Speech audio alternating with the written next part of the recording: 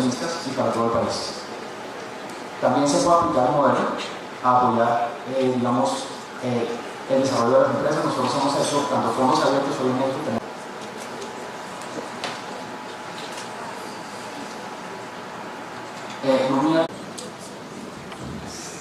y ahora, para continuar, nuestro último ponente es el doctor Miguel Ángel Mancera.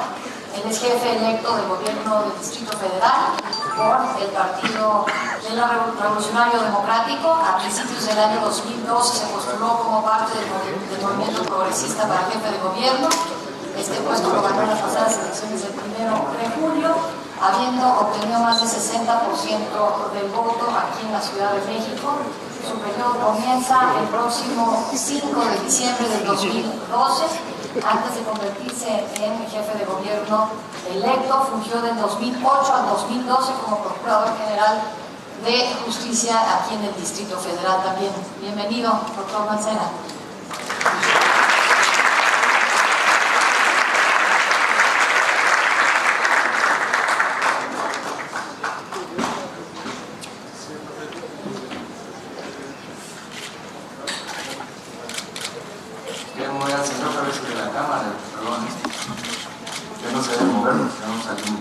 ¿Cómo están? Muy buenas tardes a todas y todos ustedes,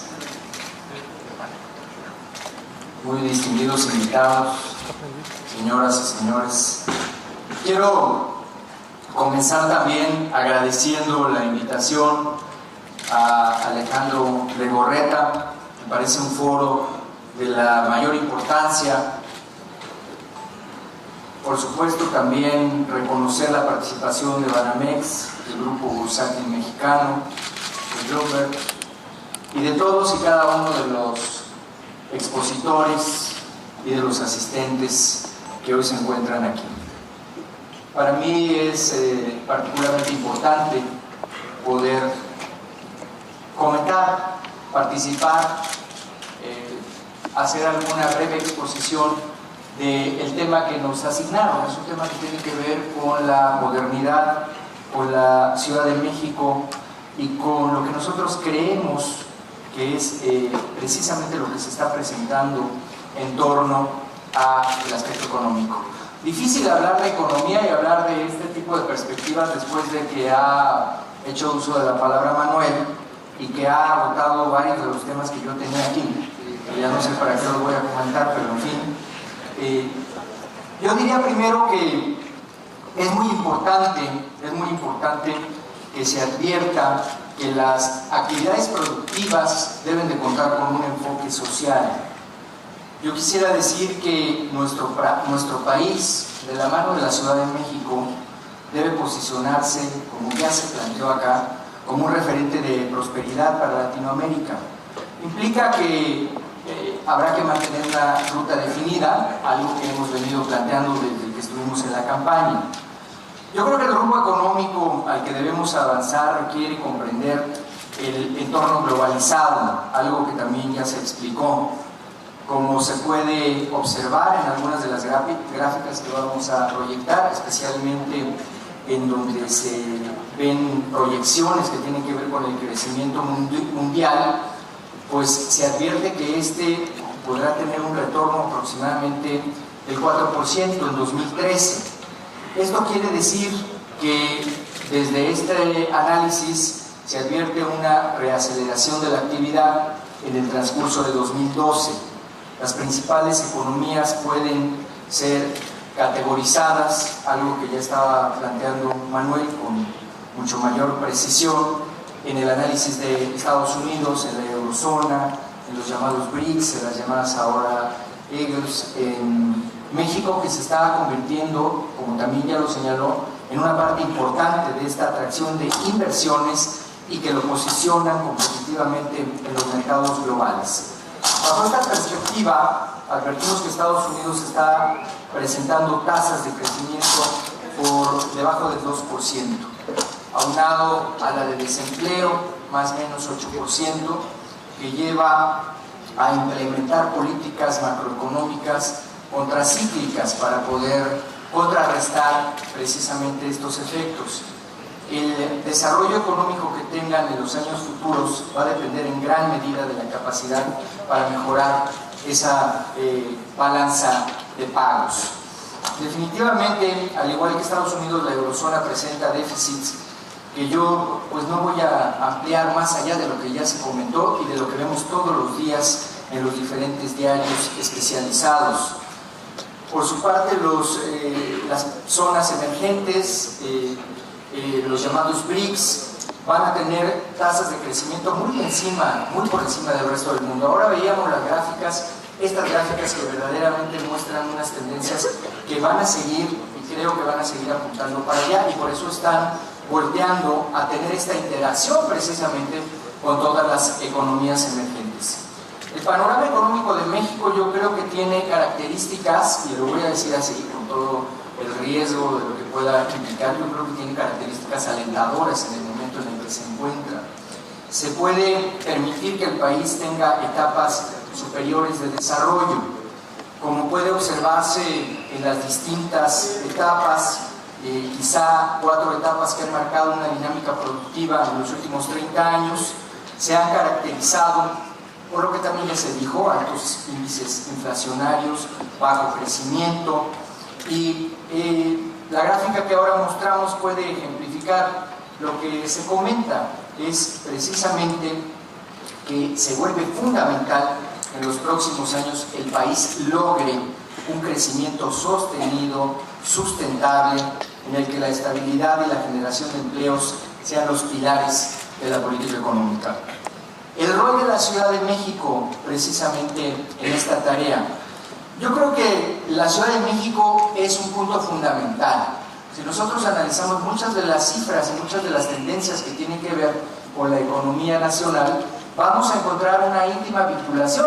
Incluso en las tasas de desaceleración económica, encontramos a veces variables que son de 0.1%, en donde están prácticamente empatadas las cifras federales con las cifras de la Ciudad de México.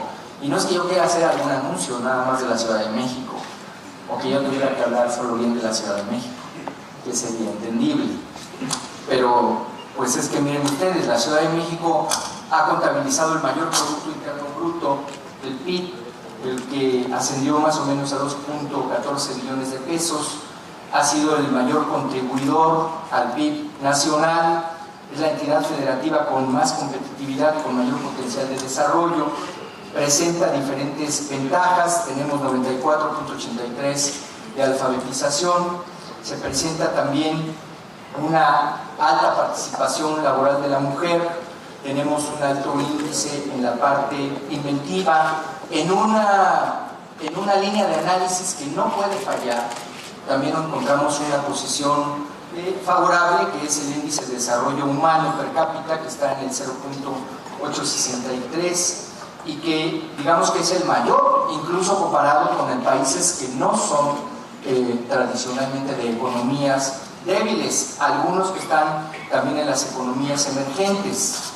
Referente a los salarios que mencionaba Manuel, que es un punto muy importante de análisis, el PIB per cápita de la Ciudad de México es el más alto del país. En materia de deuda, y esto también lo dije varias veces en el momento de la campaña, pues es una deuda que está clasificada AAA. Me decían, sí, pero porque la controla la Federación.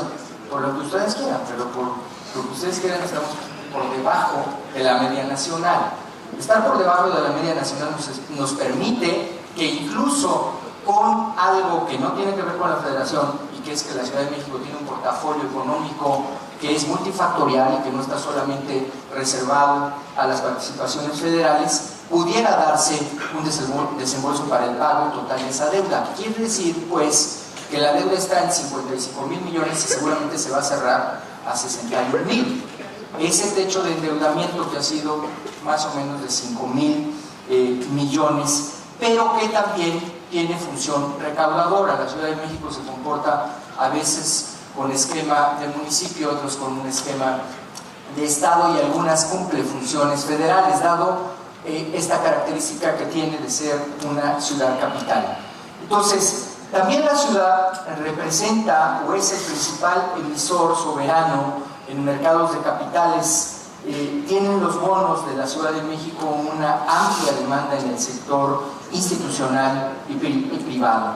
Una importante participación también en la inversión extranjera, más o menos de 153,000 millones de dólares en los últimos 10 años. Yo creo que son cifras muy importantes. Y como no, si tenemos aquí pues, los principales asientos bursátiles financieros de todo el país. Entonces, este proceso en donde se está buscando que la Ciudad de México vaya en esta línea de modernidad, lo que plantea es que haya un reto de desarrollo competitivo, un reto de desarrollo sustentable de la Ciudad de México.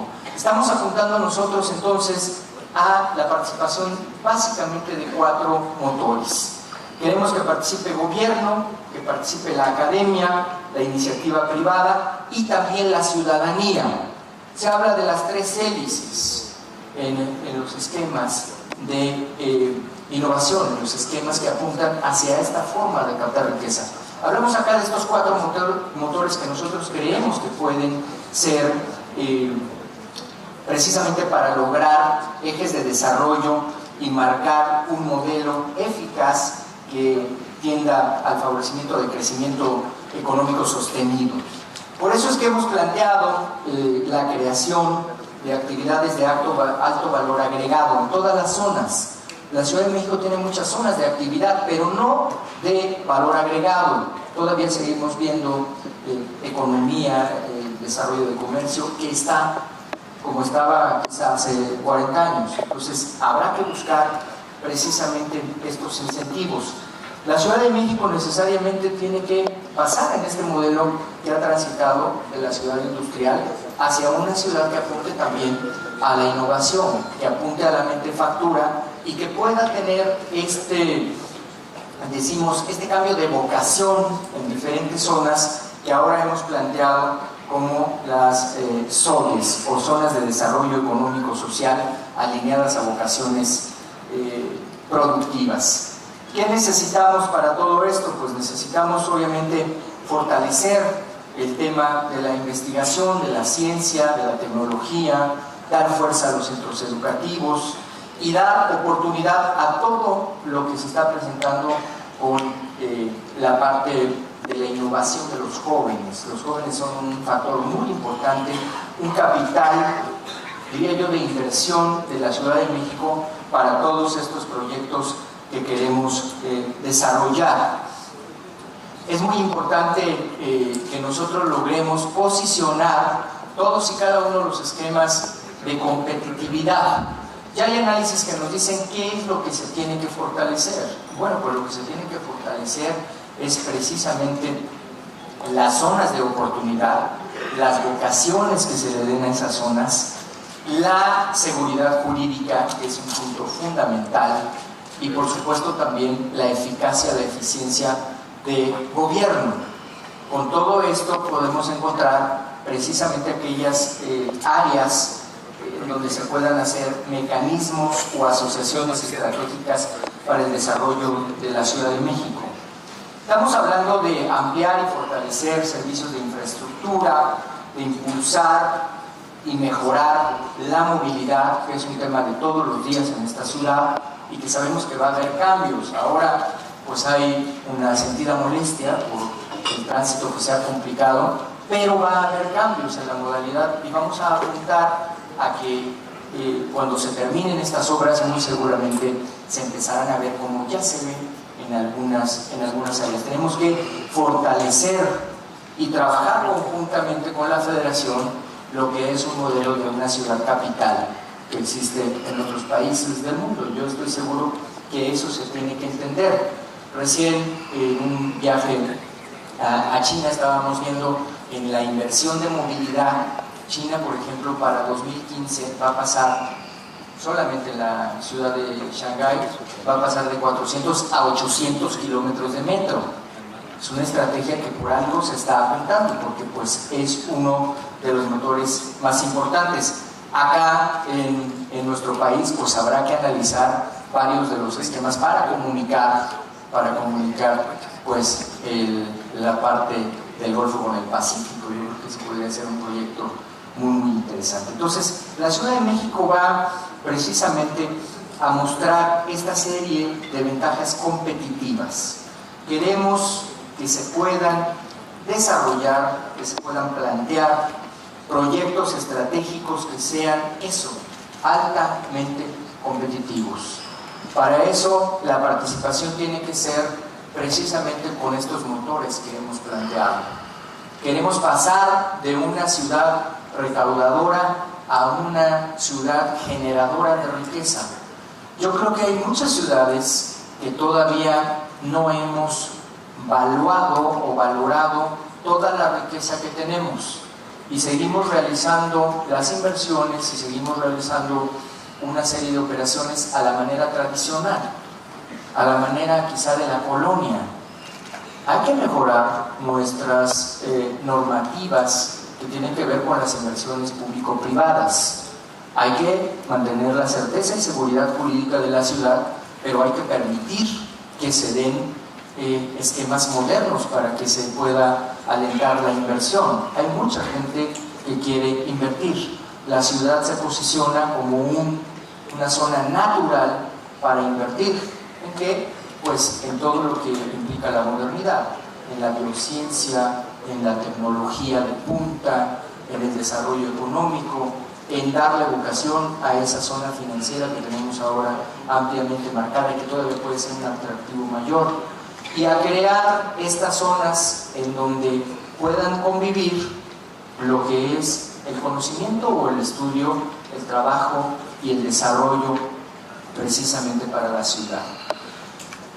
Diría entonces que vamos a concentrarnos en eso, vamos a pedir la participación de todos estos motores que he enunciado, y estaría yo también respetando el tiempo que va corriendo de manera acelerada,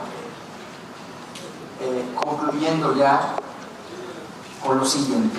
El modelo de desarrollo a que me he referido busca detonar el crecimiento económico, fortalecer el tejido social, que esa es una parte fundamental. Para que haya desarrollo tiene que haber seguridad.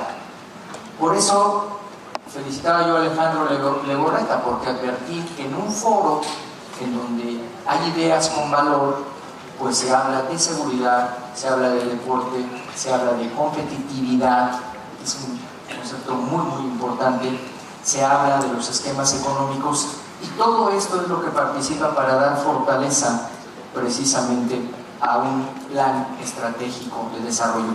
El país tiene que fortalecer el tejido social. Estoy seguro que la tendencia tiene que ser a eso. Tenemos que rescatar a los jóvenes en la ciudad. Vamos a seguirnos concentrando también en poder dar atención al desarrollo social. No se podría perder de vista la parte del desarrollo social, porque si no, entonces iríamos solamente a un crecimiento desordenado. Entonces, vamos precisamente a resolver en la ciudad los retos con soluciones integrales.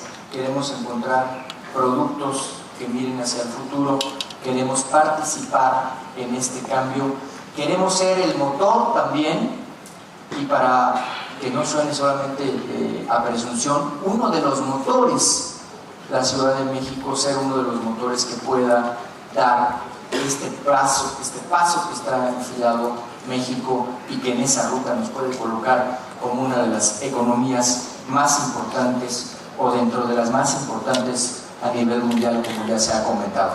Yo reitero el agradecimiento, la paciencia de todos ustedes. Muchísimas gracias.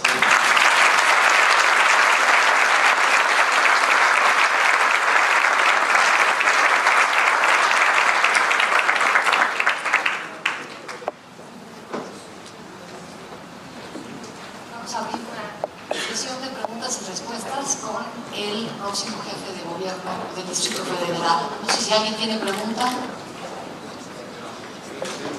Bueno, voy arrancando con una. En 1900 había 150 millones de personas que habitaban en las grandes ciudades. Hoy hay 3.000 millones de personas que habitan en las grandes ciudades. Hemos evolucionado de una forma sumamente acelerada y de una forma sumamente importante. Se puede pensar en tener una grande metrópoli como es la Ciudad de México, con un muy buen nivel de vida, pensando en que tengamos seguridad, que tengamos espacios públicos, que tengamos precisamente esas áreas recreativas y que tengamos movilidad. Hoy mencionaba el tema del tránsito, pues por más que se invierta en mejorar la ciudad, no se puede tampoco paralizar una movilidad de esta. Sí, muchas gracias. Mira, yo creo que es multifactorial. La Ciudad de México tiene que avanzar en diferentes temas, tiene que ir consolidando su vocación. Tenemos hoy muchas zonas en la ciudad que tienen todavía una vocación industrial y que estarían muy lejanas de ser un atractivo para el inversionista, dadas las limitaciones que tienen marcadas de suyo, porque esa fue su naturaleza. Yo creo que si nosotros vamos hacia esta evolución y la hacemos de manera conjunta y entendemos federación, estados y la población en un esquema participativo, entonces se puede hacer un rescate muy importante. Cuando nosotros pensamos en cambiar el esquema de movilidad, por eso no hablamos de cambiar el esquema de transporte de la ciudad, sino el concepto de movilidad es un concepto muchísimo más amplio. El concepto de movilidad te apunta a lo que es, por ejemplo, la experiencia del usuario. La experiencia del usuario te va dando indicadores de dónde tiene que ser mucho más sólido. Es indiscutible que si nosotros pudiéramos concentrarnos en hacer grandes inversiones para que hubiera muchísimos kilómetros de metro de la ciudad, pues sería la movilidad absolutamente distinta. Desgraciadamente no lo podemos ver así, pero sí hay que cambiar, ahora que ya se hicieron estas inversiones de supervías, hacia la parte del peatón, y por eso vamos a concentrarnos en banquetas, vamos a concentrarnos en la parte de las ciclovías, en que estén las calles con una buena circulación, en terminar tramos que te permitan que se puedan complementar ciclos de movilidad ágil. La ciudad puede avanzar y desarrollar, sin duda. Hay que lograr que haya una participación de la ciudadanía.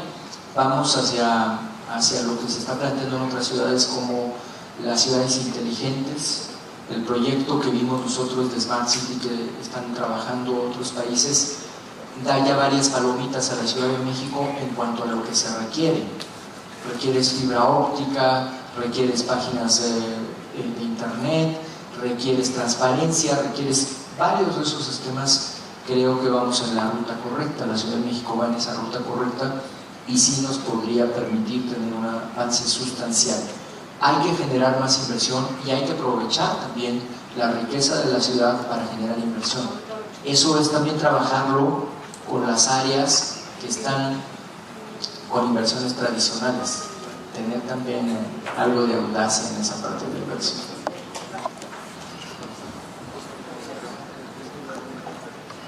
¿Puede decir su nombre y breve para ver si hay tiempo de que sean dos?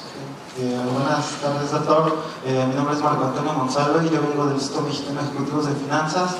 Y mi pregunta es, pues la ONU catalogó, en la Ciudad de México, que aproximadamente hay 4 millones de jóvenes entre 18 a 29 años.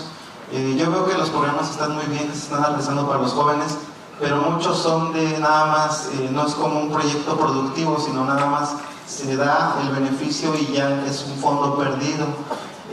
Lo que yo tuve la oportunidad de conocer en Brasil es que ahí se están generando proyectos donde es como una inversión, o sea, generar tu propio proyecto. Y por retomando lo que dice el rector de la UNAM, Narro Robles, dice que si tú creas, si tú le das educación, cultura a un estudiante, lo ayudas, a su vez va a generar 10 empleos y vas a poder quitarte a 10 posibles delincuentes, narcotraficantes. Entonces, mi propuesta es, usted va a implementar economías solidarias, proyectos productivos aterrizados no nada más a los jóvenes, sino también a las mujeres, a los grupos vulnerables, a los grupos que están ahorita en discriminación, que no pueden acceder a un buen empleo. Esa es mi pregunta. Gracias. Sí, cómo no.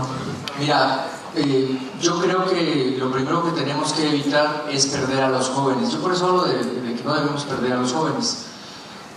Estoy seguro que con la UNAM y con otras instituciones educativas públicas y privadas de la ciudad vamos a encontrar la manera, incluso con la federación, de no perder a esa cifra que se discute si son 150, 180 o son 50, lo que sea, si fueran 1000 jóvenes, si fueran 2 jóvenes. Lo que no podemos hacer es que un joven se quede sin una oportunidad, sin un aliciente, porque si no entonces lo pierdes. En el análisis que se ha hecho de las becas que hoy se otorgan y que son más o menos de ese orden, de 200,000, se advierte que se invierte, o lo que invierten los jóvenes prácticamente es en transportación, sigue siendo un tema de movilidad, de lo que decíamos. El 80% lo está invirtiendo en transportación, el otro 20% es un tema de alimentación. Entonces debemos, sin de crear esquemas, aquí se acaba de hablar un fondo, cuando yo venía entrando se estaba hablando de un fondo que tiene que ver con un fondo de apoyo a proyectos importantes. Las carpetas que tienen ustedes, me mostraba Alejandro, están destinados ahora a adoptar una escuela, y todo esto tiene una lógica de lo que tú estabas comentando. Las economías que se han multiplicado en el crecimiento le apostaron a invertir en educación. Entonces yo creo que hay que invertir en educación. Creo que estas zonas de las que hablé, estas zonas de desarrollo económico-social, deben de tener la parte de la innovación, la parte del conocimiento, y por eso decíamos la mentefactura, porque finalmente el gobierno que queremos hacer es un gobierno que sea innovador y que tenga mucha comunicación con los jóvenes. Gracias, doctor Miguel Ángel Mancera. Vamos a dejar aquí que te despida Alejandro Roberto. Muchas gracias. Muchas gracias.